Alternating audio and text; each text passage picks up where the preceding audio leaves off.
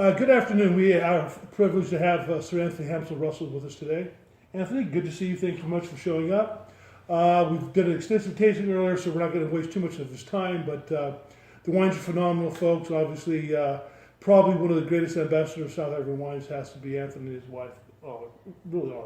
I mean, She's wonderful. Well, you guys really are, and you guys travel extensively. We see you as much as anybody, and we know that this is only one part of your venture. So, and you've done a great job. But I think more importantly than that, your wines have really done. They brought South Africa to a new level. They really have. Thank you. Well, I mean, they're the closest thing we've had. The people of the Camino River come in here before. Oh, right. And Michael Brekovich. Exactly, yeah. And they make mention of the fact that basically, of course, his Chardonnay as well as yours is gorgeous. Two of probably the closest things to Burgundy in the New World you're going to find. And I think with your Pinot-Noir, it's the same way. And I don't think that many people can actually say that in the world. Thank you. So when you have a couple of wines like that, and it's just not us. Obviously, the critics prove it. You know what I mean? They're the ones who I probably have more say than any of us. I sell the stuff, but they help. And when they're giving those accolades, I think they're well deserved. Thank you. But anyway, Anthony, tell us, I guess, a little bit about. I mean, for the folks here, about what you're up to. Obviously, you're doing so many different things. It's amazing. Too much probably for the time slot now, but obviously, new Pinot Noir coming on board. The Chardonnay just arrived. New Sauvignon Blanc, the Southern Rye is coming on board. The new Southern Rye Pinotage we just tried, which is going to be spectacular, folks. I mean, obviously, Pinotage is not what you think it is. Those old conceptions that you've had, they're gone. We're getting better Pinotage all the time, and obviously, when you try this, particularly these price points, you realize these could be potentially world-class wines. Thank you. I mean, I'm a big fan of Pinotage. When I moved back to South Africa in 1991, in the back of my mind was always, how can I be a South African wine person and not work with one of South Africa's great contributions to the world of wine?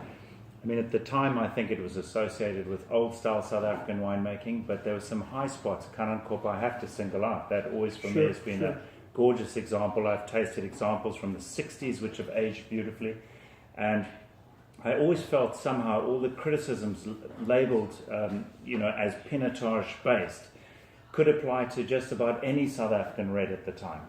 And we've got to this wonderful situation where people drinking a glass of Pinotage that they don't like no longer say, I don't like the grape. They say, I don't like that glass from that producer, from that vineyard or from that vintage.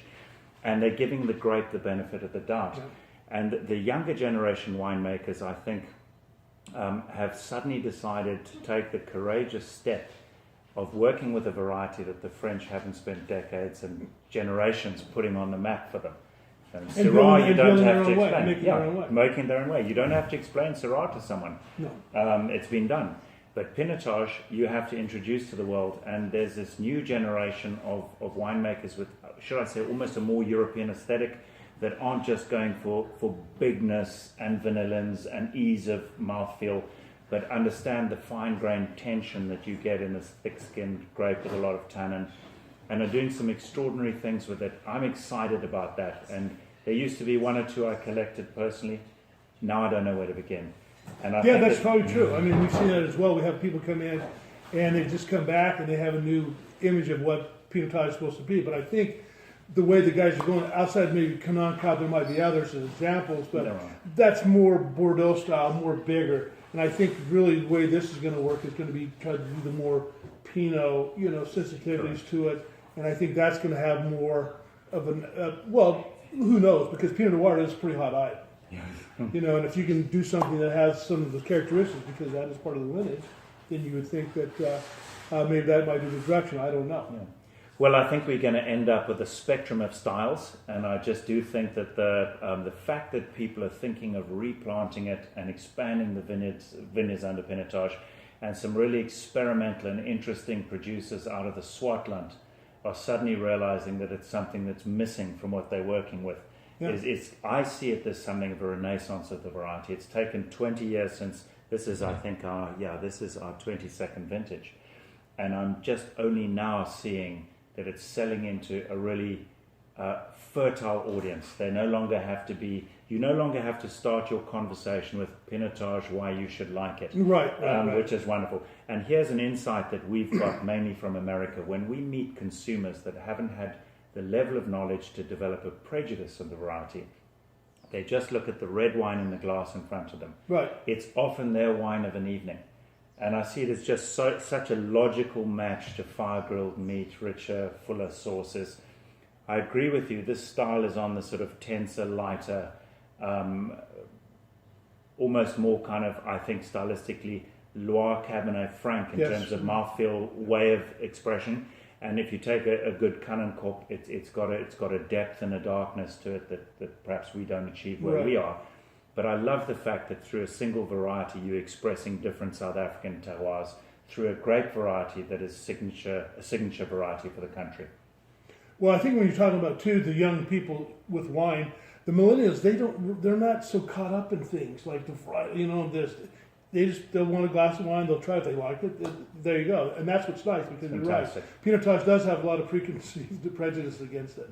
And, in particular this month we have people come into the store and they'll go, oh, I don't like Pinotage, well, yeah, because you had a bad Pinotage. But then again, you've had a lot of bad wines, or asked people, well, I didn't like the wine, but said, well, you didn't like the wine, but is there anything wrong with the wine? Because there's a difference between not liking wine and something wrong with wine. As you made mention of the fact that a lot of Pinotage that people's conceptions were, well, that was just a bad made wine, period. And it doesn't matter what the varietal was, it just wasn't well made. I agree. And that's just it. So it's a beautiful grape. However, it happened by accident of shuffling the genetic deck between Pinot Noir and Cinsault. We've got a deep-coloured, thick-skinned grape that really doesn't rot, that takes to a number of different soil types, that is capable of producing different wine styles, and is something South Africa has given to the wine world. So I really hope that our young winemakers have the courage to do something with it, even though initially it's been a harder sell than the established grape varieties that the French, the Californians and the Australians put so much into helping to build the brand value of. True, but this is yours, though, right? This is ours. This is yours, obviously. And again, barbecue, I tell people, if you want barbecue, really, I think Pinotage is probably one of the greatest wines for barbecue there is. Without doubt. No. But thanks for everything you've done for our wines and for South African wine. Well, Greatly appreciate it. It's a pleasure, There are worse things we could do. Anthony, thank you very much. Thank you so much. Thank you very much. Thank you.